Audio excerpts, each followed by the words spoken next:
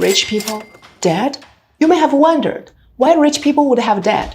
Why do they need a debt in the first place? Isn't debt supposed to be for people who don't have enough money? Well, here we should understand that the debt isn't always bad. Hello guys, I'm Melisandra. It's not a secret that rich people would get richer and generate their revenue from debt. How do they do that?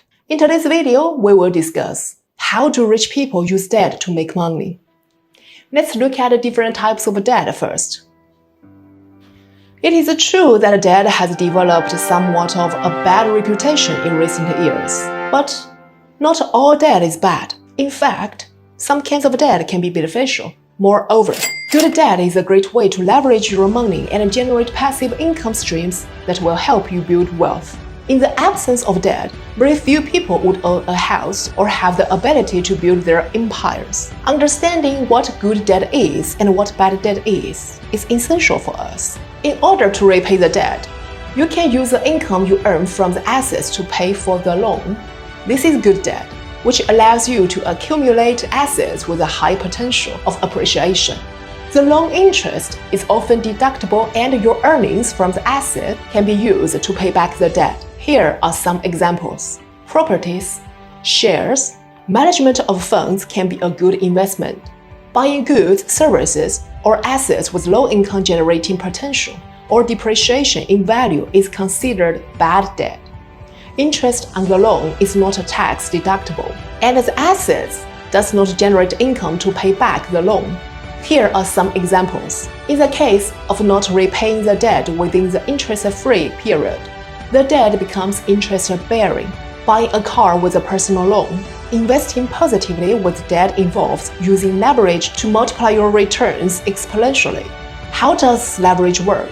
Borrowing money to increase your return on investment is called leverage. It is possible to achieve returns you thought were impossible with the leverage, but your capital is more likely to be lost.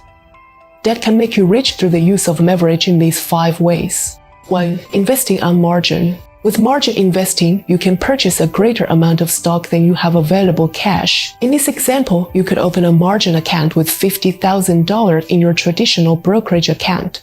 You can put up a maximum of 50% of the purchase price of a stock in a margin account. In addition to the $50,000 in cash, your broker would lend you $50,000 more. You have the power to buy $100,000 with your $50,000 investment. Stocks worth $100,000 could be purchased with this money. The downside is that your profit can be pocketed if the stock price appreciates. In the event that your account equity falls below a certain level, your brokerage firm may issue a margin call. Without enough funds, your broker can liquidate your entire position in a stock if you can't meet your margin call.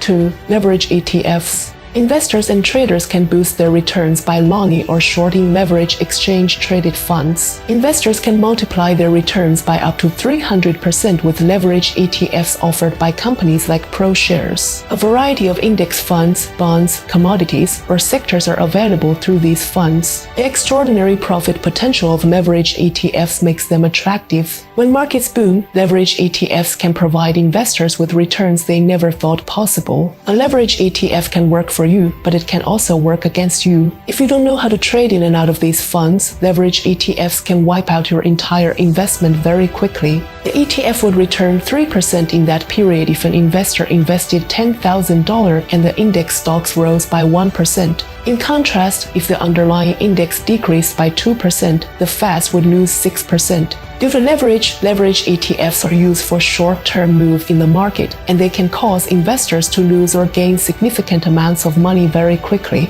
3. Hedge funds. Some of the biggest users of leverage are hedge funds. Leverage allows them to generate abnormal returns. A hedge fund's assets can be leveraged up to 10 times. Accredited investors have become multimillionaires as a result of leverage used by billionaire hedge fund managers. The first hedge fund was started by Alfred Winslow Jones in 1949 through his company, Jones & Co. After raising $100,000, Jones designed a long, short equities fund to minimize long-term stock investing risk. As a result of Jones' efforts, its fund became a limited partnership in 1952. The managing partner received a 20% incentive fee, and he became the first investment manager to combine short selling, leverage, and performance-based compensation. It is common for hedge funds to charge a 2% management fee and a 20% performance fee as part of their 2 and 20 fee structure. In this case, the management fee is applied to the net asset value of an investor's shares, so a $1 million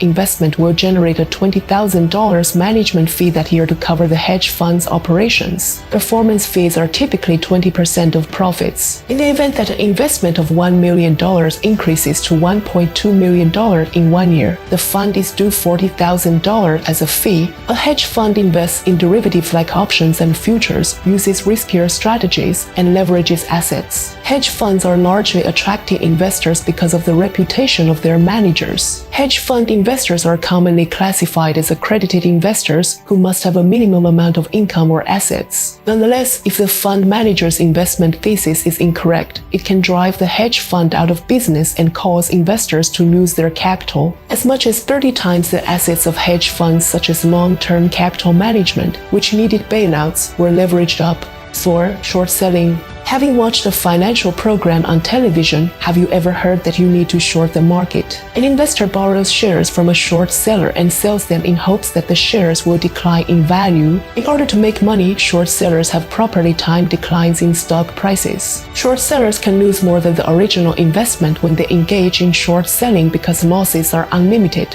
By borrowing shares from a broker-dealer, a seller opens a short position with the goal of buying them back at a profit if the price declines. Since shares that don't exist can't be sold, they must be borrowed. In order to close short positions, traders buy the shares back on the market hopefully at a price lower than what they borrowed and return them to their lender or broker. In addition to the broker's interest or commissions, traders must account for their own fees. ABC stock is currently trading at $50 and a trader believes it will decline in price over the next 3 months. They borrow 100 shares and sell them to another investor. Due to the fact that the trader sold something they did not own but borrowed, the trader is now short 100 shares. Stocks that are heavily shorted by other traders may not always be available for short sale if they are heavily shorted by other traders as well. Shorted shares fall to $40 a week later when the company reports dismal financial results for the quarter. In order to replace the borrowed shares, the trader buys 100 shares on the open market for $40 to close the short position. Short sale profit for the trader, excluding commissions and margin interest, is $1,000.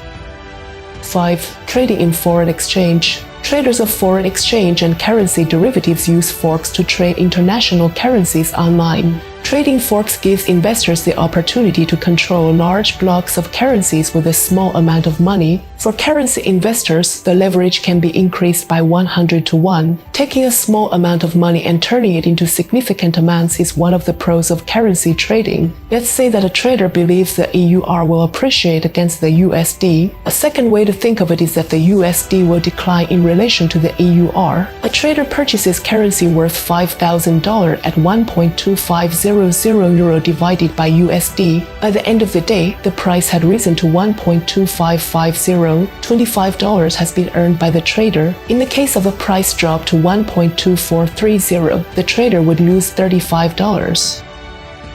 Okay guys, thanks for watching. I'm Melisandra. Subscribe to my channel for more future updates. I will see you soon.